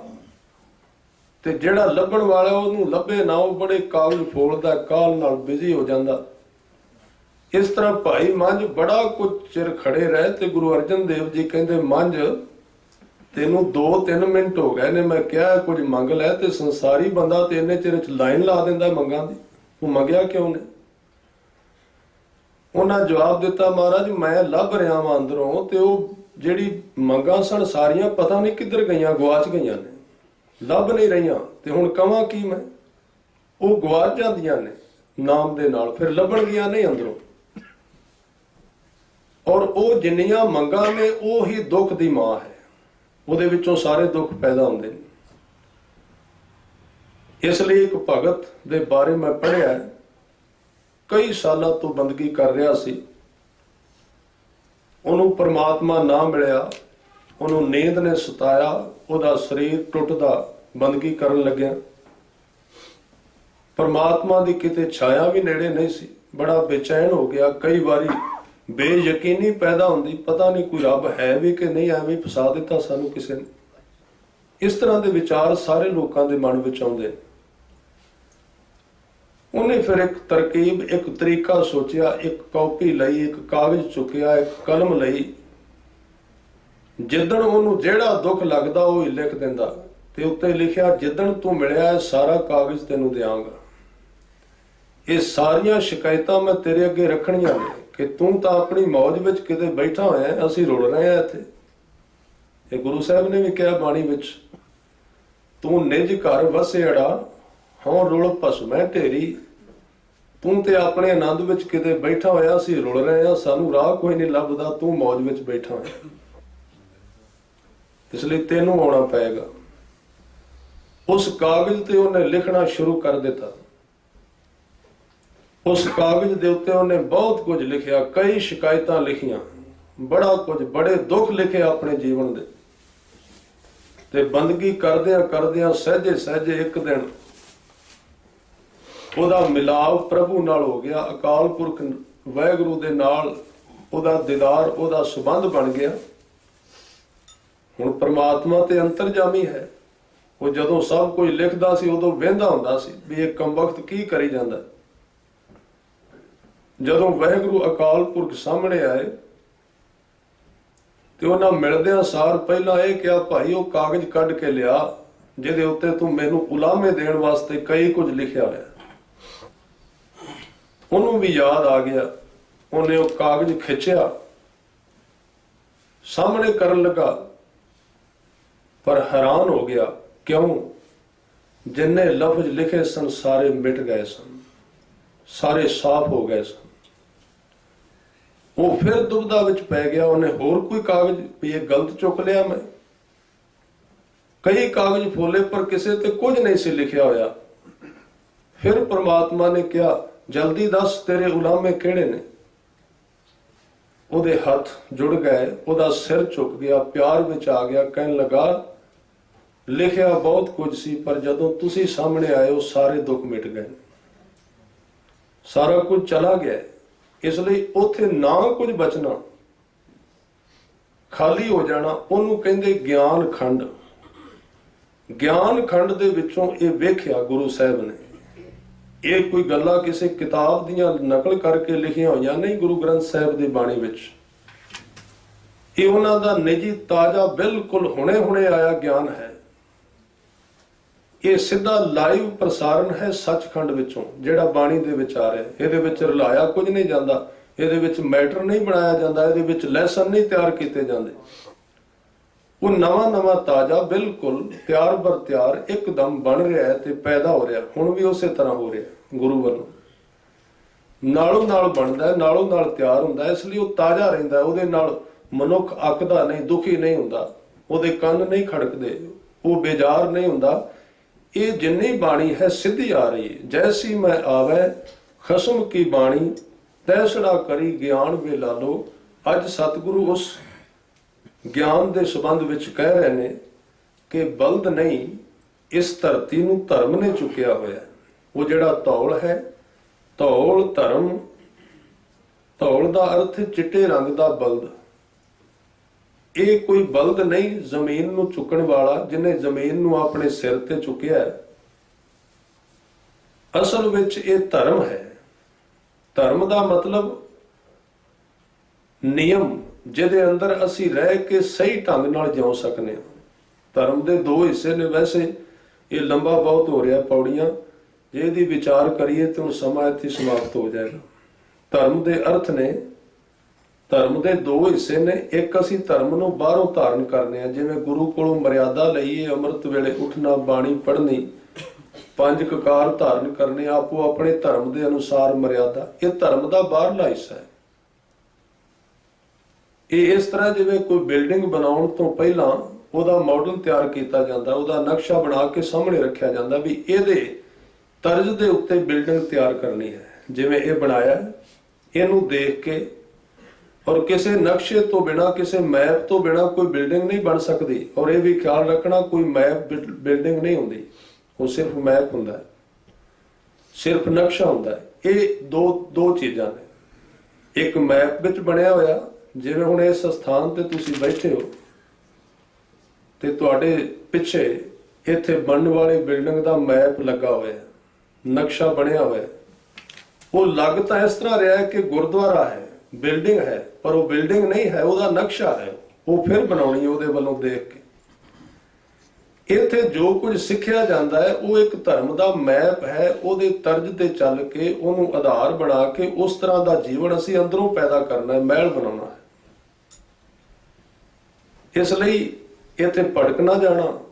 ਇਹ ਬਾਹਰਲਾ ਧਰਮ ਹੈ ਸਿਰਫ। ਇਹ ਤਾਂ ਸਿਰਫ ਗੁਰੂ ਨੇ ਨਕਸ਼ਾ ਬਣਾ ਕੇ ਦਿੱਤਾ ਹੈ ਕਿ ਇਹਨੂੰ ਵੇਖ ਕੇ ਤੂੰ ਆਪਣੇ ਅੰਦਰ ਅਦ੍ਰਿਸ਼ ਦੁਨੀਆ ਵਿੱਚ ਕੁਝ ਬਣਾਉਣਾ ਹੈ। ਉਹ ਤੇਰਾ ਆਪਣਾ ਹੀ ਮਸਲਾ ਹੋਵੇਗਾ। ਉੱਥੇ ਦੂਸਰਾ ਨਹੀਂ ਦੇਖ ਸਕੇਗਾ ਤੂੰ ਬਣਾਇਆ ਕਿ ਨਹੀਂ। ਉਹ ਤੇਰੇ ਨਿੱਜੀ ਤਜਰਬੇ ਹੋਣਗੇ, ਤੇਰਾ ਆਪਣਾ ਜੀਵਨ ਹੋਏਗਾ, ਉਹ ਅਸਲੀ ਹੋਏਗਾ। ਇਹਦੇ ਵੱਲੋਂ ਦੇਖ ਕੇ ਉਹਨੂੰ ਬਣਾ। ਇਸ ਲਈ ਧਰਮ ਦਾ ਇੱਕ ਬਾਹਰੀ ਰੂਪ ਅਸੀਂ ਧਾਰਨ ਕਰ ਲਿਆ, ਇਹ ਬੜਾ ਜ਼ਰੂਰੀ ਹੈ। ਹੁਣ ਉਹਨੂੰ ਵੇਖ ਕੇ ਅਸੀਂ ਅੰਦਰ ਉਸ ਤਰ੍ਹਾਂ ਦਾ ਧਰਮ ਪੈਦਾ ਕਰਨਾ ਹੈ ਜਿਵੇਂ ਬਾਹਰੋਂ ਦੱਸਿਆ ਜਾ ਰਿਹਾ। ਇਹ ਪੈਦਾ ਕਿੱਥੋਂ ਹੁੰਦਾ ਹੈ? ਸਤਿਗੁਰਾਂ ਨੇ ਕਿਹਾ, ਦਇਆ ਕਾ ਪੂਤ, ਧੌਲ ਧਰਮ ਦਇਆ ਕਾ ਪੂਤ। ਇਹ ਦਇਆ ਵਿੱਚੋਂ ਪੈਦਾ ਹੋਇਆ। ਦਇਆ ਇਹਦੀ ਮਾਂ ਹੈ ਤੇ ਦਇਆ ਤੋਂ ਬਿਨਾਂ ਧਰਮ ਪੈਦਾ ਨਹੀਂ ਹੋ ਸਕਦਾ। ਜਿਹੜੇ ਮਨੁੱਖ ਦੇ ਜੀਵਨ ਵਿੱਚ ਦਇਆ ਵੀ ਦੋ ਤਰ੍ਹਾਂ ਦੀ ਹੈ। ਇਹ ਸਾਰੀਆਂ ਚੀਜ਼ਾਂ ਦੇ ਦੋ ਰੂਪ ਨੇ। ਇੱਕ ਬਾਹਰੋਂ ਦਿੱਤਾ ਜਾਂਦਾ, ਫਿਰ ਅੰਦਰੋਂ ਪੈਦਾ ਕੀਤਾ ਜਾਂਦਾ ਹੈ। ਇੱਕ ਦਇਆ ਸਿਖਾਈ ਜਾਂਦੀ ਹੈ ਕਿ ਤੁਸੀਂ ਦੂਸਰਿਆਂ ਤੇ ਦਇਆ ਕਰਨੀ, ਕਿਸੇ ਦਾ ਦਿਲ ਨਹੀਂ ਦਿਖਾਉਣਾ। ਇੱਕ ਦਇਆ ਮਨੁੱਖ ਦੇ ਅੰਦਰੋਂ ਪੈਦਾ ਹੁੰਦੀ ਹੈ, ਫਿਰ ਉਹਨੂੰ ਦੇਖ ਕੇ ਉਹਦੀ ਤਰਜ਼ ਦੇ ਉੱਤੇ। ਉਹ ਦੋ ਤਰ੍ਹਾਂ ਦੀ ਹੈ। ਇਹ ਵੀ ਇੱਕ ਦਇਆ ਹੈ ਕਿ ਕੋਈ ਵਿਅਕਤੀ ਲੰਘ ਰਿਹਾ ਸੀ, ਉਹਨੇ ਦਰਿਆ ਦੇ ਵਿੱਚ ਲੰਘਦਿਆਂ ਉਹਦੇ ਕੋਲ 4 ਦਾਣੇ ਸਨ, ਉਹਨੇ ਪਾਣੀ ਵਿੱਚ ਸੁੱਟ ਦਿੱਤੇ ਕਿਉਂਕਿ ਵਿੱਚ ਮੱਛੀਆਂ ਸਨ। ਉਹਨੂੰ ਦਇਆ ਆ ਗਈ, ਇਹ ਖਾ ਲੈਣਗੀਆਂ, ਭੁੱਖੀਆਂ ਨੇ। ਉਹਨੇ ਵੀ ਦਾਣੇ ਸੁੱਟ ਦਿੱਤੇ। ਉਹ ਸਾਰੀਆਂ ਮੱਛੀਆਂ ਇੱਕ ਥਾਂ ਤੇ ਇਕੱਠੀਆਂ ਹੋ ਗਈਆਂ। ਉਹਨਾਂ ਨੇ ਦਾਣੇ ਖਾ ਲਏ, ਬੜਾ ਖੁਸ਼ ਹੋ ਗਿਆ, ਦਇਆ ਹੋ ਗਈ। ਉਹਦੇ ਕੋਲ ਹੀ ਖੜਾ ਸੀ ਇੱਕ ਮੱਛੀਆਂ ਫੜਨ ਵਾਲਾ ਸੱਜਣ। ਉਹਨੇ ਵੇਖਿਆ ਵੀ ਇਹ ਤੇ ਤਰੀਕਾ ਹੀ ਬਹੁਤ ਔਖਾ ਹੈ, ਸੌਖਾ ਤਰੀਕਾ ਹੈ। ਸਾਰਾ ਦਿਨ ਮੈਂ ਬੈਠਾ ਰਹਿਣਾ, ਇੱਕ ਅੱਧੀ ਮੱਛੀ ਫੜੀ ਜਾਂਦੀ ਹੈ ਤੇ ਸਾਰੀਆਂ ਇੱਕੋ ਥਾਂ ਤੇ ਆ ਜਾਂਦੀਆਂ। ਦੂਸਰੇ ਦਿਨ ਉਹ ਵੀ ਉਹਦੇ ਵਾਂਗੂ ਦਾਣੇ ਲੈ ਕੇ ਆਇਆ। ਉਹਨੇ ਵੀ ਉਸੇ ਤਰ੍ਹਾਂ ਦਰਿਆ ਵਿੱਚ ਸਿੱਟੇ, ਸਾਰੀਆਂ ਮੱਛੀਆਂ ਆ ਗਈਆਂ। ਉਹਨੇ ਜਾਲ ਸਿੱਟ ਦਿੱਤਾ, ਇੱਕੋ ਦਮ ਸਾਰੀਆਂ ਫੜੀਆਂ ਗਈਆਂ। ਹੁਣ ਕਰਮ ਇੱਕੋ ਹੈ, ਉਹਦੇ ਨੁਕਤੇ ਦੋ ਨੇ। ਕਰਮ ਇੱਕੋ ਹੈ ਦੋਵਾਂ ਦਾ। ਦਇਆ ਕਰਨ ਵਾਲੇ ਦਾ ਵੀ ਕਰਮ ਉਹ ਹੈ, ਜਿਹੜਾ ਦਇਆ ਕਰ ਰਿਹਾ ਕਰਮ ਉਹਦਾ ਵੀ ਉਹੀ। ਉਹ ਵੀ ਦਾਣੇ ਸਿੱਟ ਰਿਹਾ, ਦੂਸਰਾ ਵੀ ਦਾਣੇ ਸਿੱਟ ਰਿਹਾ, ਪਰ ਉਹਨਾਂ ਦੀ ਭਾਵਨਾ ਵੱਖਰੀ ਹੈ। ਇਸ ਲਈ ਇਕੱਲਾ ਕਰਨ ਤੇ ਨਾ ਰਹਿਣਾ ਵੀ ਅਸੀਂ ਕਰ ਕੀ ਰਹੇ ਹਾਂ, ਅਸੀਂ ਝੂਠ ਬੋਲ ਰਹੇ ਹਾਂ ਜਾਂ ਸੱਚ ਬੋਲ ਰਹੇ ਹਾਂ, ਅਸੀਂ ਗਾਲ ਕੱਢ ਰਹੇ ਹਾਂ ਜਾਂ ਨਾਮ ਜਪ ਰਹੇ ਹਾਂ। ਇਸ ਨਾਮ ਜਪਣ ਦਾ ਕੋਈ ਨਿਸ਼ਾਨਾ ਵੀ ਹੋਣਾ ਚਾਹੀਦਾ ਵੀ ਕਿਸ ਵਾਸਤੇ ਕਰ ਰਹੇ ਹਾਂ, ਨਹੀਂ ਤਾਂ ਉਹ ਭਟਕ ਜਾਏਗਾ ਸਾਰਾ ਕੁਝ। ਉਹ ਤੇ ਸ਼ਕਤੀ ਹੈ, ਉਹਨੇ ਤੇ ਕੰਮ ਕਰ ਦੇਣਾ ਹੈ। ਇਸ ਲਈ ਦਇਆ ਜ਼ਰੂਰੀ ਹੈ। ਦਇਆ ਦੇ ਵਿੱਚੋਂ ਧਰਮ ਪੈਦਾ ਹੋਵੇਗਾ। ਦਇਆ ਦਾ ਅਰਥ ਅੰਦਰੋਂ ਪਿੰਗਲ ਜਾਣਾ। ਧੌਲ ਧਰਮ ਦਇਆ ਕਾ ਪੂਤ। ਦਇਆ ਦੇ ਵਿੱਚੋਂ ਹੀ ਧਰਮ ਪੈਦਾ ਹੋ ਸਕਦਾ ਹੈ। ਦਇਆ ਦਾ ਅਰਥ ਮਨ ਦਾ ਪਿੰਗਲ ਜਾਣਾ, ਸਾਰਿਆਂ ਵਾਸਤੇ ਅੰਦਰੋਂ ਪਿਆਰ ਵਿੱਚ ਰਹਿਣਾ। ਇਹ ਜ਼ਰੂਰੀ ਨਹੀਂ ਕਿ ਸਾਰਿਆਂ ਨੂੰ ਭੋਜਨ ਛਕਾਇਆ ਹੀ ਦਇਆ ਬਣਦੀ ਜਾਂ ਸੇਵਾ ਹੁੰਦੀ ਹੈ। ਹਰ ਇੱਕ ਦੇ ਪਿਆਰ ਵਿੱਚ ਹੀ ਜਿਉਣਾ, ਹਰ ਇੱਕ ਦੇ ਨਾਲ ਇੱਕ ਅੰਤਰੀਵ ਪਿਆਰ ਵਿੱਚ ਬਣੇ ਰਹਿਣਾ, ਇਹਨੂੰ ਕਹਿੰਦੇ ਨੇ ਦਇਆ ਦਾ ਇੱਕ ਅਸਲੀ ਰੂਪ। ਧੌਲ ਧਰਮ ਦਇਆ ਕਾ ਪੂਤ, ਸੰਤੋਖ ਥਾਪ ਰੱਖਿਆ ਜਿਨ ਸੂਤ। ਸੂਤ ਦਾ ਅਰਥ ਹੈ ਸੂਤਰ, ਜਿਹਦੇ ਵਿੱਚ ਸਾਰਾ ਕੁਝ ਬੱਝਿਆ ਹੋਇਆ। ਜਿਹਦੇ ਨਾਲ ਸਾਰਾ ਕੁਝ ਕੰਟਰੋਲ ਕੀਤਾ ਹੋਇਆ ਪ੍ਰਮਾਤਮਾ ਨੇ, ਸਾਰੇ ਜੀਵਾਂ ਨੂੰ, ਸਾਰੇ ਰੁੱਖਾਂ ਨੂੰ, ਸਾਰੀਆਂ ਖਾਣੀਆਂ, ਜਿੰਨੇ ਜੀਵ ਨੇ। ਔਰ ਅਸੀਂ ਕਹਿੰਦੇ ਹਾਂ ਦੁਨੀਆ ਦੇ ਵਿੱਚ ਅਸ਼ਾਂਤੀ ਆ ਗਈ ਹੈ, ਦੁਨੀਆ ਦੇ ਵਿੱਚ ਇੰਨੇ ਪਦਾਰਥ ਵਧਣ ਦੇ ਬਾਵਜੂਦ ਲੋਕ ਭਟਕ ਗਏ ਨੇ, ਦੁੱਖ ਜ਼ਿਆਦਾ ਹੋ ਗਿਆ। ਕਿਉਂ ਹੋ ਗਿਆ? ਸੰਤੋਖ ਘਟ ਗਿਆ ਹੈ, ਬੇਸਬਰੀ ਜ਼ਿਆਦਾ ਹੋ ਗਈ ਹੈ। ਇਹ ਸੂਤ ਹੈ ਸੰਤੋਖ ਜਿਹੜਾ ਹੈ। ਜਦੋਂ ਜਦੋਂ ਦੁਨੀਆ ਦੇ ਵਿੱਚ ਸੰਤੋਖ ਘਟੇਗਾ, ਉਦੋਂ ਉਦੋਂ ਸਥਿਤੀਆਂ ਜਿਹੜੀਆਂ ਨੇ ਡਾਵਾਂਡੋਲ ਹੋ ਜਾਣਗੀਆਂ। ਜਦੋਂ ਜਦੋਂ ਸੰਤੋਖ ਘਟੇਗਾ, ਔਰ ਸੰਤੋਖ ਜਿਹੜਾ ਹੈ ਇਹ ਧਰਮ ਤੋਂ ਬਿਨਾਂ ਆ ਨਹੀਂ ਸਕਦਾ, ਧਰਮ ਦਇਆ ਤੋਂ ਬਿਨਾਂ ਪੈਦਾ ਨਹੀਂ ਹੋ ਸਕਦਾ। ਇਹ ਸਾਰੇ ਜੁੜੇ ਹੋਏ ਨੇ ਆਪਸ ਵਿੱਚ। ਧਰਮ ਦੀ ਮਾਂ ਦਇਆ ਹੈ, ਸੰਤੋਖ ਦੀ ਮਾਂ ਧਰਮ ਹੈ। ਸੰਤੋਖ ਦਾ ਅਰਥ ਕੰਮ ਕਰਨਾ, ਸੰਸਾਰ ਦੇ ਵਿੱਚ ਕਾਰੋਬਾਰ ਕਰਨਾ, ਪਰ ਸਬਰ ਵਿੱਚ ਜਿਉਣਾ, ਭਾਣੇ ਵਿੱਚ ਰਹਿਣਾ, ਜਿੱਥੋਂ ਤੱਕ ਪ੍ਰਮਾਤਮਾ ਰੱਖ ਰਿਹਾ ਉਹਦੇ ਵਿੱਚ ਖੁਸ਼ ਰਹਿਣਾ। ਇਹਨੂੰ ਕਹਿੰਦੇ ਨੇ ਸੰਤੋਖ। ਸੰਤੋਖ ਦੇ ਅਰਥ ਕਿਤੇ ਇਹ ਨਾ ਕੱਢਣਾ ਵੀ ਆਪਾਂ ਕੰਮ ਕਰਨਾ ਬੰਦ ਕਰ ਦੇਣਾ ਹੈ, ਜਾਂ ਮਨੁੱਖ ਦੇ ਕੋਲ ਮਕਾਨ ਨਹੀਂ ਹੋਣਾ ਚਾਹੀਦਾ, ਕੰਮ ਨਹੀਂ ਕਰਨਾ ਚਾਹੀਦਾ। ਨਹੀਂ, ਸੰਤੋਖ ਦੇ ਅਰਥ ਨੇ ਤੂੰ ਆਪਣੇ ਸਮੇਂ ਦੇ ਵਿੱਚ ਸਿਸਟਮ ਬਣਾ ਕੇ ਸਮਾਂ ਦੇ ਆਪਣੇ ਕਾਰੋਬਾਰ ਨੂੰ, ਕੰਮ ਕਰ, ਪਰ ਇਹ ਦੇਖ ਵੀ ਰੱਬ ਤੈਨੂੰ ਕਿੱਥੋਂ ਕੁ ਤੱਕ ਲਿਜਾਣਾ ਚਾਹੁੰਦਾ ਹੈ। ਜਿੱਥੇ ਜਾ ਕੇ ਛੱਡਦਾ ਉੱਥੇ ਖੜਾ ਹੋ ਜਾ, ਉੱਥੇ ਝੁਕ ਜਾ, ਉੱਥੇ ਤੱਕ ਹੀ ਤੂੰ ਜਾ ਸਕਣਾ, ਉਹਦੇ ਤੋਂ ਵੱਧ ਨਹੀਂ, ਉਹਦੇ ਤੋਂ ਜ਼ਿਆਦਾ ਨਹੀਂ ਜਾ ਸਕਦਾ। ਇਸ ਲਈ ਕਈ ਸੱਜਣਾਂ ਦੇ ਜੀਵਨ ਦਾ ਤਜਰਬਾ ਹੈ, ਉਹ ਜਦੋਂ 20 ਘੰਟੇ ਕੰਮ ਕਰਦੇ ਸਨ, ਮਾਇਆ ਉਦੋਂ ਵੀ ਉਨੀ ਸੀ, ਜੇ 10 ਕਰਦੇ ਨੇ ਤਾਂ ਵੀ ਉਤਨੀ ਹੈ, ਕੋਈ ਫਰਕ ਨਹੀਂ ਪਿਆ। ਉਹਦਾ ਕਾਰਨ ਕੀ ਹੈ ਕਿ ਅਕਾਲ ਪੁਰਖ ਇੱਥੋਂ ਤੱਕ ਹੀ ਲਿਜਾਉਣਾ ਚਾਹੁੰਦਾ ਹੈ। ਸਾਡੀ ਸੀਮਾ ਇਹ ਹੈ, ਸਾਡੀ ਪ੍ਰਾਲਬਧ ਇਹ ਹੈ, ਸਾਡੇ ਅੰਤਿਸ਼ ਕਰਨ ਦਾ ਜਿਹੜਾ ਦਾਇਰਾ ਹੈ ਉਹ ਇੱਥੋਂ ਤੱਕ ਹੀ ਜਾਂਦਾ, ਇਸ ਤੋਂ ਅੱਗੇ ਨਹੀਂ ਹੈ। ਹਾਂ, ਅੱਗੇ ਇਸ ਨੂੰ ਵਧਾਉਣਾ ਹੈ ਤੇ ਗੁਰੂ ਕੇ ਚਰਨਾਂ ਦਾ ਆਸਰਾ ਲੈ ਕੇ ਸੇਵਾ ਤੇ ਸਿਮਰਨ ਵੱਧ ਸਕਦਾ, ਇਹਦੇ ਵਿੱਚ ਕੋਈ ਸ਼ੱਕ ਨਹੀਂ। ਜੇ ਪਰਲੋਕ ਦਾ ਧਨ ਵੱਧ ਸਕਦਾ ਹੈ ਤਾਂ ਹੈ ਹੀ ਬਿਲਕੁਲ ਛੋਟਾ ਜਿਹਾ, ਕੋਈ ਵੱਡੀ ਗੱਲ ਨਹੀਂ ਹੈ। ਇਹਦੇ ਵਿੱਚ ਵਾਧਾ ਹੋ ਸਕਦਾ ਹੈ, ਪਰ ਧਰਮ ਦੇ ਸਾਧਨਾ ਦੇ ਨਾਲ, ਧਨ ਵਧਾਉਣ ਦੇ ਨਾਲ ਮਨ ਦੀ ਬੇਚੈਨੀ ਸ਼ੁਰੂ ਹੋ ਜਾਂਦੀ ਹੈ। ਇਹ ਖਿਆਲ ਵਿੱਚ ਰੱਖਣਾ। ਧਰਮ ਦੀ ਜ਼ਿਆਦੀ ਸਾਧਨਾ ਕਰਕੇ ਜੇ ਲੋੜ ਪਵੇ ਮਨੁੱਖ ਭੁੱਖਾ ਮਰਦਾ, ਇਹਦੇ ਵਿੱਚ ਕੋਈ ਸ਼ੱਕ ਨਹੀਂ। ਨਾਮ ਜਪ ਲੈਣਾ ਚਾਹੀਦਾ ਰੋਟੀ ਵਾਸਤੇ, ਉਹਦੇ ਨਾਲ ਵਧੇਗਾ ਜ਼ਰੂਰ। ਇਹ ਕੋਈ ਭਰਮ ਨਹੀਂ, ਇਹ ਸਚਾਈ ਹੈ। ਪਰ ਇੱਕ ਗੱਲ ਖਿਆਲ ਰੱਖਣਾ, ਜੇ ਅਸੀਂ ਇਹਦੇ ਉੱਤੇ ਜ਼ਿਆਦਾ ਜ਼ੋਰ ਲਾ ਦਿੱਤਾ ਕਿ ਅਸੀਂ ਧਰਮ ਦਾ ਆਸਰਾ ਲੈ ਕੇ ਸੰਸਾਰ ਦਾ ਧਨ ਵਧਾਉਂਦੇ ਜਾਈਏ, ਇਹਨੂੰ ਲੋੜ ਮਾਤਰ ਵਰਤਣਾ, ਜੇ ਲੋੜ ਤੋਂ ਵੱਧ ਕੀਤਾ ਤੇ ਦੂਸਰੇ ਪਾਸੇ ਮਨ ਦੇ ਵਿੱਚ ਬੇਚੈਨੀ, ਨਾਮ ਨਹੀਂ ਟਿਕੇਗਾ, ਮਨ ਖਿੜਨਾ ਸ਼ੁਰੂ ਹੋ ਜਾਏਗਾ। ਇਸ ਲਈ ਸਤਿਗੁਰੂ ਕਹਿ ਰਹੇ ਨੇ, ਸੰਤੋਖ ਥਾਪ ਰੱਖਿਆ ਜਿਨ ਸੂਤ। ਫਿਰ ਕਹਿੰਦੇ, ਜੇ ਕੋ ਬੁਝੈ ਹੋਵੇ ਸਚਿਆਰ। ਜੇ ਇਸ ਗੱਲ ਨੂੰ ਕੋਈ ਬੁੱਝ ਲੈ, ਇਹ ਬੁੱਝਣਾ ਕੁਝ ਹੋਰ ਹੈ, ਜਾਣਨਾ ਕੁਝ ਹੋਰ ਹੈ, ਸਮਝ ਲੈਣਾ ਇੱਕ ਹੋਰ ਅਵਸਥਾ ਹੈ। ਬੁੱਝਣ ਦਾ ਅਰਥ ਕਿਸੇ ਬੁਝਾਰਤ ਨੂੰ ਲੱਭ ਲੈਣਾ, ਕਿਸੇ ਮੁੰਦਾਵਣੀ ਨੂੰ ਖੋਲ ਲੈਣਾ, ਇਹਦੇ ਵਿੱਚ ਕੀ ਹੈ ਸਾਰੇ ਕੁਝ ਦੇ। ਤੇ ਬੁਝਾਰਤ ਉਹਨਾਂ ਦੀ ਖੁੱਲੀ ਜਿਨ੍ਹਾਂ ਦਾ ਗਿਆਨ ਖੰਡ ਖੁੱਲ ਗਿਆ, ਜਿਹੜੇ ਧਰਮ ਨੂੰ, ਜਿਨ੍ਹਾਂ ਨੇ ਚੰਗੀ ਤਰ੍ਹਾਂ ਕਮਾਇਆ, ਜਿਨ੍ਹਾਂ ਨੇ ਧਰਮ ਨੂੰ ਕਮਾਇਆ। ਕੁਦਰਤੀ ਗਿਆਨ ਉਹਨਾਂ ਦੇ ਕੋਲ, ਉਹਨਾਂ ਦੇ ਰਸਤੇ ਵਿੱਚ ਗਿਆਨ ਜ਼ਰੂਰ ਆਏਗਾ, ਭਾਵੇਂ ਉਹ ਪੜ੍ਹੇ ਨੇ ਭਾਵੇਂ ਨਹੀਂ ਪੜ੍ਹੇ ਹੋਏ। 15 ਭਗਤ ਕਿੰਨੇ ਕੁ ਪੜ੍ਹੇ ਸਨ ਇਹਨਾਂ ਵਿੱਚ? ਰਵਿਦਾਸ ਕਿੱਥੇ ਪੜ੍ਹੇ ਸਨ? ਗੁਰੂ ਰਾਮਦਾਸ ਸੱਚੇ ਪਾਤਸ਼ਾਹ ਜੀ ਦੇ ਮਾਤਾ ਪਿਤਾ 7 ਸਾਲ ਦੀ ਉਮਰ ਵਿੱਚ ਚੜ੍ਹਾਈ ਕਰ ਗਏ ਸਨ, ਚੌਥੇ ਪਾਤਸ਼ਾਹ ਦੇ। ਉਸ ਵਕਤ ਤੋਂ ਹੀ ਉਹ ਰੋਟੀ ਖਾਣ ਵਾਸਤੇ ਦਿਹਾੜੀ ਕਰਨ ਵਾਲਾ ਕੰਮ ਵੀ ਕਰਦੇ ਰਹੇ ਵਿੱਚ। ਇਹ ਲੰਬਾ ਇਤਿਹਾਸ ਹੈ, ਕਿਸੇ ਦਿਨ ਕਹਿਣ ਦਾ ਯਤਨ ਕਰਾਂਗੇ। ਇਸ ਦੌਰਾਨ ਉਹ ਗੁਰੂ ਅਮਰਦਾਸ ਕੋਲ ਆ ਗਏ ਤੇ 22 ਸਾਲ ਇੱਥੇ ਸੇਵਾ ਕੀਤੀ ਗੋਇੰਦਵਾਲ ਸਾਹਿਬ। ਇਹਨਾਂ 22 ਸਾਲਾਂ ਦੌਰਾਨ ਇਤਿਹਾਸ ਕਿਤੇ ਨਹੀਂ ਬੋਲਦਾ ਵੀ ਗੁਰੂ ਰਾਮਦਾਸ ਕਿਤੇ ਰਾਗ ਸਿੱਖਣ ਗਏ ਨੇ, ਜਾਂ ਕਿਤੇ ਬਾਣੀ ਸਿੱਖਣ ਗਏ ਨੇ, ਜਾਂ ਵਿਆਕਰਣ ਲੱਭਣ ਗਏ ਨੇ। ਪਰ ਗੁਰੂ ਗ੍ਰੰਥ ਸਾਹਿਬ ਜੀ ਵਿੱਚ ਆਈ ਬਾਣੀ ਦੇ ਵਿੱਚ ਸਭ ਤੋਂ ਜ਼ਿਆਦਾ ਰਾਗਾਂ ਵਿੱਚ ਗੁਰੂ ਰਾਮਦਾਸ ਜੀ ਦੀ ਬਾਣੀ ਹੈ। ਇਹ ਸਵਾਲ ਪੈਦਾ ਹੁੰਦਾ, ਕਿੱਥੋਂ ਆ ਗਿਆ ਸਾਰਾ ਕੁਝ? ਰਾਗ ਰਤਨ ਪਰਵਾਰ ਪਰੀਆਂ, ਸ਼ਬਦ ਗਾਵਣੇ ਆਈਆਂ। ਇਹ ਚੀਜ਼ਾਂ ਧਾਰਮਿਕ ਬੰਦੇ ਦੇ ਕੋਲ ਜ਼ਰੂਰ ਆਉਣਗੀਆਂ, ਇਹ ਉਹਦੀ ਮਰਜ਼ੀ ਹੈ। ਕੁਝ ਲੋਕ, ਜ਼ਿਆਦਾ ਲੋਕ ਤਾਂ ਇਹਨੂੰ ਬੰਦ ਕਰ ਦਿੰਦੇ ਨੇ, ਬੋਲਦੇ ਨੇ। ਉਹ ਲੋੜ ਮਾਤਰ। ਇਹ ਵੀ ਤਾਂ ਗੁਰੂ ਸਾਹਿਬ ਨੇ ਤਰਸ ਕੀਤਾ, ਜੋ ਕੁਝ ਸਾਡੇ ਸਾਹਮਣੇ ਪ੍ਰਗਟ ਕਰ ਦਿੱਤਾ ਗੁਰੂ ਗ੍ਰੰਥ ਸਾਹਿਬ ਦੇ। ਚਲੋ ਇਹਨਾਂ ਨੂੰ ਥੋੜਾ ਜਿਹਾ ਲੋਕ ਪਾਗਲ ਨਾ ਹੋ ਜਾਣ ਕਿਤੇ ਸੰਸਾਰ ਦੇ ਧਨ ਕਮਾ ਕਮਾ ਕੇ। ਇਹਨਾਂ ਕੋ ਤਰਸ ਆ ਗਿਆ, ਗੁਰੂ ਸਾਹਿਬ ਨੇ ਤਰਸ ਪਿਆ, ਮਹਿਰਾਮਤ ਹੋਈ, ਸਤਿਗੁਰ ਸੱਜਣ ਮਿਲਿਆ, ਨਾਨਕ ਨਾਮ ਮਿਲੇ ਤਾਂ ਜੀਵਾਂ, ਤਨ ਮਨ ਥੀਵੈ ਹਰਿਆ। ਨਹੀਂ ਤੇ ਉਹਨਾਂ ਨੂੰ ਬੋਲਣ ਦੀ ਕੋਈ ਵੀ ਜ਼ਰੂਰਤ ਨਹੀਂ ਹੈ, ਲੋੜ ਨਹੀਂ ਰਹਿੰਦੀ ਉਹਨਾਂ ਨੂੰ ਬੋਲਣ ਦੀ। ਇਸ ਲਈ ਕਹਿ ਰਹੇ ਨੇ, ਜੇ ਕੋ ਬੁੱਝੈ ਹੋਵੇ ਸਚਿਆਰ, ਧਵਲੇ ਉੱਪਰ ਕੀਤਾ ਭਾਰ। ਇਸ ਧਰਮ ਦੇ ਉੱਤੇ ਸਾਰਾ ਭਾਰ ਪਿਆ ਹੋਇਆ ਹੈ। ਜਦੋਂ ਧਰਮ ਕਮਜ਼ੋਰ ਹੋ ਜਾਂਦਾ ਉਦੋਂ ਧਰਤੀ ਦੇ ਵਿੱਚ ਉਪਦਰਵ ਹੁੰਦੇ ਨੇ, ਧਰਤੀ ਦੇ ਵਿੱਚ ਆ ਕਤਲੋ ਗਾਰਤ।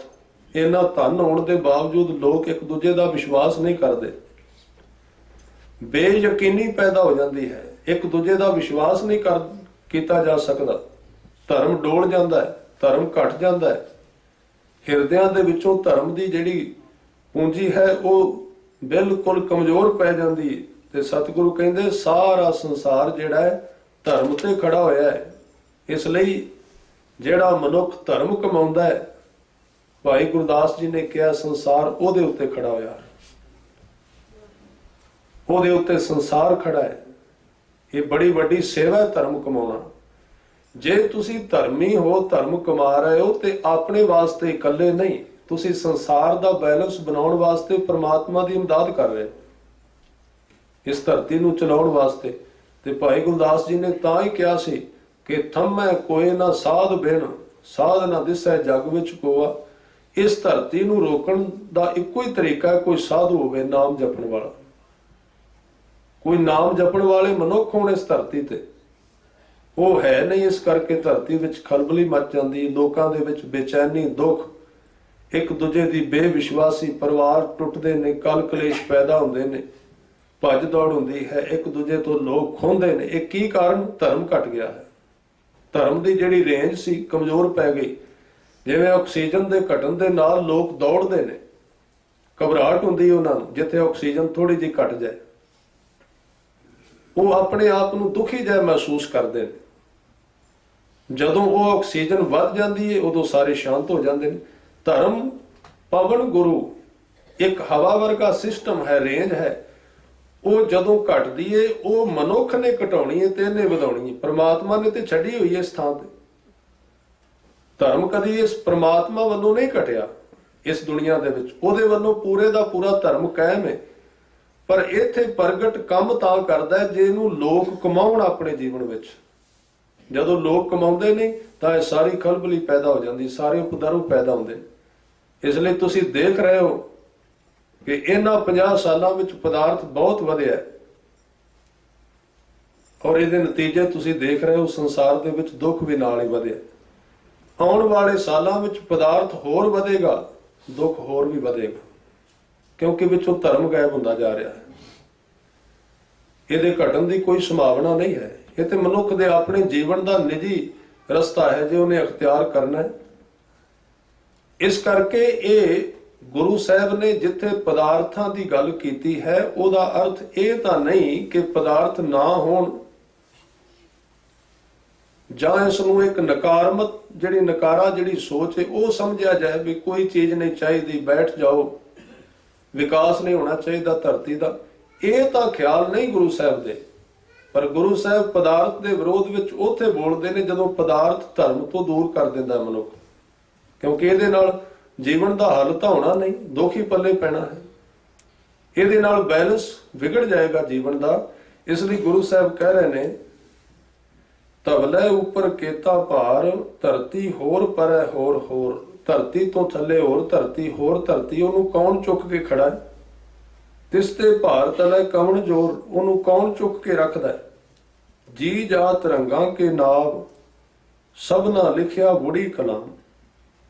ਇੱਕ ਕਲਮ ਦੇ ਨਾਲ ਪਰਮਾਤਮਾ ਨੇ ਜਿੰਨੇ ਜੀਵ ਨੇ, ਜੀ ਜਾਤ ਰੰਗਾਂ ਕੇ ਨਾਮ, ਸਭਨਾ ਲਿਖਿਆ, ਸਭਨਾ ਦੇ ਮੱਥੇ ਉੱਤੇ ਲਿਖਿਆ ਹੋਇਆ ਹੈ ਬੁੜੀ ਕਲਾਮ। ਕਲਾਮ ਦੇ ਅਰਥ ਨੇ ਕਲਮ, ਬੁੜੀ ਦਾ ਅਰਥ ਹੈ ਵਾਹੀ ਹੋਈ। ਪਰਮਾਤਮਾ ਨੇ ਆਪਣੇ ਹੁਕਮ ਦੀ ਕਲਮ ਦੇ ਨਾਲ ਸਾਰੇ ਜੀਵਾਂ ਦੇ ਮੱਥੇ ਦੇ ਉੱਤੇ ਲੇਖ ਲਿਖੇ ਹੋਏ ਨੇ, ਜਿਹਦੇ ਅਨੁਸਾਰ ਉਹ ਆਪਣੇ ਜੀਵਨ ਨੂੰ ਜਿਉ ਰਹੇ ਨੇ। ਇਹ ਲੇਖਾ ਲਿਖ ਜਾਣੇ ਕੋਏ, ਲੇਖਾ ਲਿਖਿਆ ਕੇਤਾ ਹੋਏ। ਇਸ ਲੇਖੇ ਨੂੰ ਕੌਣ ਲਿਖੇ ਕਿ ਮੱਥਿਆਂ ਦੇ ਉੱਤੇ ਕੀ ਕੀ ਲਿਖਿਆ ਹੋਇਆ। ਜਦੋਂ ਇਹ ਜੀਵਨ ਆਰੰਭ ਹੋਇਆ ਸੀ ਉਦੋਂ ਕੁਝ ਜ਼ਿਆਦਾ ਨਹੀਂ ਸੀ ਲਿਖਿਆ। ਪ੍ਰਮਾਤਮਾ ਨੇ ਇੱਕ ਜੀਵਨ ਨੂੰ ਤੋਰਿਆ ਸੀ, ਉਹਦੀ ਪ੍ਰਾਲਬਧ ਲਿਖ ਦਿੱਤੀ ਸੀ ਕਿ ਮੈਨੂੰ ਯਾਦ ਰੱਖੇਗਾ, ਇਹਦਾ ਜੀਵਨ ਸੰਜਮ ਵਾਲਾ ਹੋਵੇਗਾ, ਠੀਕ ਹੋਵੇਗਾ। ਪਰ ਕਿਉਂਕਿ ਜਦੋਂ ਬੰਦੇ ਦਾ ਧਿਆਨ ਬਾਹਰ ਮੁਖੀ ਹੋਇਆ, ਇਹਨੇ ਫਿਰ ਮਨ ਦੀ ਵਰਤੋਂ ਕੀਤੀ ਵਿੱਚ। ਮਨ ਦੇ ਨਾਲ ਇਹਦੇ ਵਿੱਚ ਪਕੜ ਜ਼ਿਆਦੇ ਹੋ ਗਈ। ਜਿਹੜੀ ਪ੍ਰਮਾਤਮਾ ਨੇ ਮੋਹ ਦੀ ਪਕੜ ਪਾਈ ਸੀ ਉਹ ਵੱਧ ਗਈ, ਜਿਸ ਕਰਕੇ ਇਹ, ਕਿਉਂਕਿ ਪਦਾਰਥ ਦਾ ਇੱਕ ਸੁਭਾਅ ਹੈ, ਇਹ ਜਿਹੜਾ ਸੰਸਾਰ ਹੈ ਨਾ, ਇਹਦੇ ਜਿੰਨੇ ਵੀ ਚੀਜ਼ਾਂ ਅਸੀਂ ਦੇਖ ਰਹੇ ਹਾਂ, ਇਹਦਾ ਇੱਕ ਵਿਗਿਆਨ ਹੈ। ਉਹ ਕਿਹੜਾ ਹੈ? ਮਨੁੱਖ ਸਮਝਦਾ ਵੀ ਮੈਂ ਇਹਨੂੰ ਪਕੜਨ ਚੱਲਾਂ ਤੇ ਬਿਲਕੁਲ ਉਲਟੀ ਘਟਨਾ ਵਾਪਰ ਜਾਂਦੀ। ਉਹ ਪਦਾਰਥ ਬੰਦੇ ਨੂੰ ਪਕੜ ਲੈਂਦਾ ਹੈ। ਸੰਸਾਰ ਦੀ ਮਾਇਆ ਦੇ ਅਰਥ ਹੀ ਇਹ ਨੇ ਜੋ ਚੰਬੜ ਜਾਏ। ਜਿਹਨੂੰ ਵਿਅਕਤੀ ਪਕੜਨਾ ਚਾਹੇ ਪਰ ਉਹ ਪਕੜ ਵਿੱਚ ਨਾ ਆਵੇ, ਮਨੁੱਖ ਖੁਦ ਉਹਦੀ ਪਕੜ ਵਿੱਚ ਆ ਜਾਏ, ਉਹਦੀ ਕੈਦ ਵਿੱਚ ਆ ਜਾਏ, ਫਿਰ ਛੁੱਟਣ ਦੇ ਰਸਤੇ ਬੰਦ ਹੋ ਜਾਂਦੇ ਨੇ। ਇਸ ਲਈ ਭਰਤਰੀ ਕਹਿੰਦਾ ਹੈ, ਮੈਂ ਹੁਣ ਤੱਕ ਇਹ ਸੁਣਿਆ ਸੀ ਕਿ ਫਲਾਣੇ ਬੰਦੇ ਨੇ ਆਪਣੀ ਜੀਵਨ ਵਿੱਚ ਬੜੇ ਭੋਗ ਭੋਗੇ ਨੇ, ਬੜੇ ਪਦਾਰਥਾਂ ਦੀ ਵਰਤੋਂ ਕੀਤੀ ਹੈ। ਉਹ ਕਹਿੰਦਾ ਬਿਲਕੁਲ ਗਲਤ ਹੈ। ਮਨੁੱਖ ਕਦੀ ਕੋਈ ਭੋਗ ਨਹੀਂ ਭੋਗ ਸਕਦਾ। ਆ ਸਾਰੇ ਭੋਗ ਬੰਦੇ ਨੂੰ ਭੋਗ ਜਾਂਦੇ ਨੇ। ਆ ਜਿਤਨੇ ਭੋਗ ਨੇ ਨਾ, ਇਹ ਬੰਦੇ ਦਾ ਇੱਕ ਦਿਨ ਫਿਰ ਆਪਾਂ ਇੱਕ ਕਾਰਡ ਦੇ ਉੱਤੇ ਲਿਖ ਦਿੰਦੇ ਆ ਵੀ ਅੰਤਿਮ ਅਰਦਾਸ, ਇਹਦਾ ਅੱਜ ਭੋਗ ਹੈ। ਇਹਨੂੰ ਕੀ ਹੋਇਆ? ਆ ਸਾਰੇ ਭੋਗ ਇਹਨੂੰ ਭੋਗ ਗਏ ਨੇ, ਖਾ ਗਏ ਨੇ ਇਸਨੂੰ, ਹੁਣ ਚਲਾ ਗਿਆ। ਇਹ ਵਿਚਾਰਾ ਸੋਚਦਾ ਰਿਹਾ ਮੈਂ ਇਹਨਾਂ ਨੂੰ ਭੋਗ ਰਿਹਾ। ਇਹ ਚੀਜ਼ਾਂ ਮਨੁੱਖ ਕਦੇ ਨਹੀਂ ਭੋਗ ਸਕਦਾ, ਕਿਉਂਕਿ ਇਹ ਮਾਇਆ ਦੇ ਅਰਥ ਇਸ ਤਰ੍ਹਾਂ ਦੀ ਸ਼ਕਤੀ ਜਿਹੜੀ ਕਿਸੇ ਦੀ ਪਕੜ ਵਿੱਚ ਨਾ ਆਵੇ, ਜੋ ਕਿਸੇ ਨੂੰ ਆਪਣੀ ਪਕੜ ਵਿੱਚ ਲੈ ਲਵੇ। ਸਿਵਾਏ ਕੁਝ ਉਂਗਲਾਂ ਤੇ ਗਿਣੇ ਜਾਣ ਵਾਲੇ ਲੋਕਾਂ ਤੋਂ ਬਿਨਾਂ ਮਾਇਆ ਨੂੰ ਕੋਈ ਨਹੀਂ ਵਰਤ ਸਕਿਆ। ਮਾਇਆ ਲੋਕਾਂ ਨੂੰ ਵਰਤ ਗਈ, ਸਾਰਿਆਂ ਨੂੰ। ਉਹ ਲੋਕ ਵਰਤ ਗਏ ਮਾਇਆ ਨੂੰ, ਇਹਦੇ ਵਿੱਚ ਕੋਈ ਸ਼ੱਕ ਨਹੀਂ।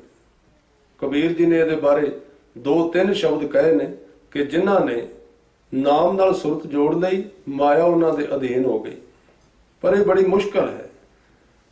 ਪਰ ਗੁਰੂ ਸਾਹਿਬ ਨੇ ਆਮ ਮਨੁੱਖ ਵਾਸਤੇ ਟੀਚਾ ਰੱਖਿਆ ਕਿ ਤੂੰ ਮਾਇਆ ਨੂੰ ਕਿਵੇਂ ਵਰਤੇ। ਸਿਰਫ ਇੰਨਾ ਕੁ ਤੂੰ ਜੀਵਨ ਦਾ ਰਸਤਾ ਸਿੱਖ ਲੈ ਕਿ ਪਦਾਰਥਾਂ ਨੂੰ ਆਪਾਂ ਕਿਵੇਂ ਜੀਵਨ ਦੇ ਵਿੱਚ ਵਰਤਣਾ। ਇਹ ਲੇਖਾ ਲਿਖ ਜਾਣਾ ਕੋਈ, ਲੇਖਾ ਲਿਖਿਆ ਕੇਤਾ ਹੋਏ। ਇਹ ਕਿੰਨਾ ਲੰਬਾ ਚੌੜਾ ਪਸਾਰ ਹੈ ਗਿਆਨ ਖੰਡ ਦਾ, ਇਹਦਾ ਕਿੰਨਾ ਕੁ ਵਿਸਤਾਰ ਹੈ, ਇਸ ਲੇਖੇ ਨੂੰ ਕੌਣ ਜਾਣਦਾ ਹੈ। ਅਗਲੇ ਬਚਨ ਨੇ ਕੇਤਾ ਤਾਣ, ਇਸ ਕੁਦਰਤ ਦੇ ਵਿੱਚ ਕਿੰਨੀ ਕੁ ਤਾਕਤ ਹੈ, ਸਵਾਲਿਓ ਰੂਪ ਤੇ ਕਿੰਨੀ ਸੁੰਦਰਤਾ ਹੈ। ਇਹਨਾਂ 2 ਲਫ਼ਜ਼ਾਂ ਨੂੰ ਆਪਾਂ ਕੱਲ ਦੇ ਦੀਵਾਨ ਦੇ ਵਿੱਚ ਵਿਚਾਰਨ ਦਾ ਯਤਨ ਕਰਾਂਗੇ। ਅੱਜ ਇੰਨੀਆਂ ਬੇਨਤੀਆਂ ਪ੍ਰਵਾਨ ਕਰਨੀਆਂ, ਵਿਚਾਰਾਂ ਕਰਦਿਆਂ ਬੇਅੰਤ ਪ੍ਰਕਾਰ ਦੀਆਂ ਭੁੱਲਾਂ ਹੋਈਆਂ ਖਿਮਾ ਕਰਨੀ। ਫਤਿਹ ਦੀ ਸਾਂਝ ਕਰੋ ਜੀ। ਵਾਹਿਗੁਰੂ ਜੀ ਕਾ ਖਾਲਸਾ, ਵਾਹਿਗੁਰੂ ਜੀ ਕੀ ਫਤਿਹ।